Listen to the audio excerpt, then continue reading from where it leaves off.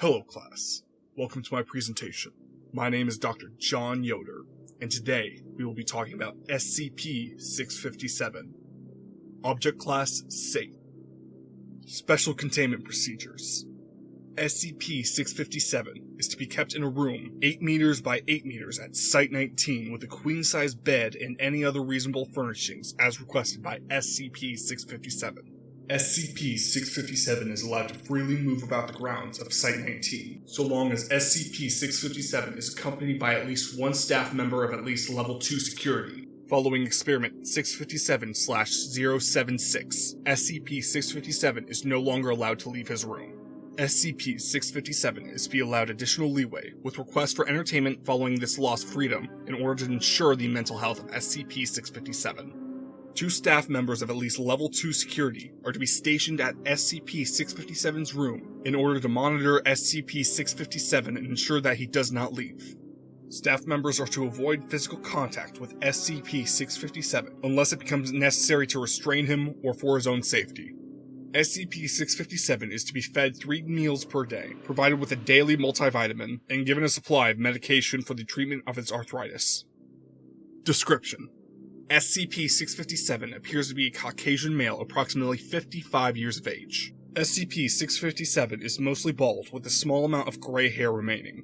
1.75 meters in height, 77 kilograms. Subject prefers to wear 3-button business suits, generally charcoal gray or navy blue in color, as well as bowler hats.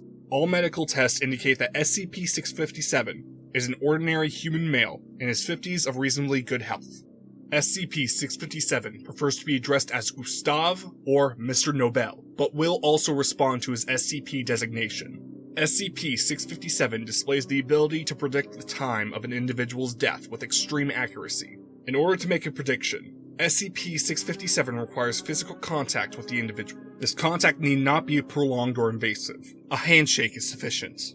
The precision of SCP-657's predictions seems largely dependent upon how imminent the death is. When exposed to D-Class personnel scheduled for termination the following day, SCP-657 was able to accurately predict time of death down to the minute without access to scheduling information. When exposed to individuals for whom SCP-657 does not predict death for more than a decade, SCP-657 is generally unable to provide more than the year of death.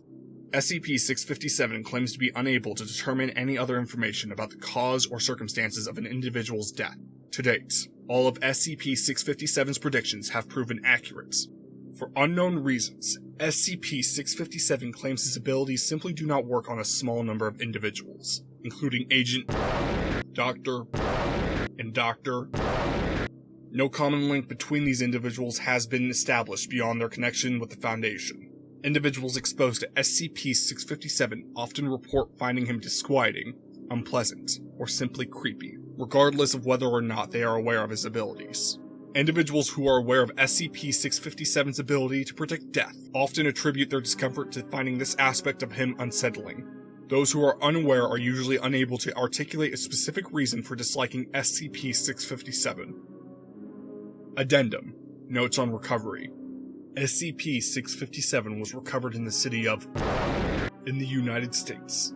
While employed as an undertaker at a large funeral home, SCP-657 became engaged in a heated argument with a subordinate with whom SCP-657 had previous disagreements. While correcting the subordinate's work, SCP-657 remarked, "What does it fucking matter? You'll be dead before the end of the week," in front of several witnesses. Following the subordinate's death, 3 days later, after falling from the roof of his home, SCP-657 was arrested by the local police department on suspicion of murder. While being apprehended, SCP-657 made similar remarks predicting the death of one of the police officers involved in his arrest, who was subsequently shot by a suspect in an unrelated incident 2 days later in the evening, as predicted by SCP-657. SCP-657 came to the attention of the Foundation when the local police made a request for federal resources to investigate any possible connection between SCP-657 and the officer's shooting. Arrangements were made for SCP-657 to be tried and convicted of the murder of his subordinate and conspiracy to murder the officer who apprehended him and sentenced to death. SCP-657 was extracted into Foundation custody using the same procedures for securing D-Class personnel. Addendum 657-1 Experiment 657/076. SCP-657 was introduced to SCP-76-2 as a potential recruit for Mobile Task Force Omega-7. This was a pretense to allow SCP-657 physical contact with SCP-76-2. Upon contact with SCP-76-2, SCP-657's eyes rolled back into his head, and he lost consciousness. SCP-657 remained in a comatose state for slightly over a week. Upon recovering, SCP-657 claimed to have no memory of meeting SCP-76-2. Polygraph testing indicates these statements to be accurate. Following this incident, containment procedures for SCP-657 have been amended to ensure that SCP-657 does not come into contact with any other humanoid SCPs. Further experimentation involving exposing SCP-657 to humanoid SCPs may take place only with O5 clearance. You know, I got a funny story about SCP-657. Me and Dr. Gaines were walking to his containment cell and all of a sudden...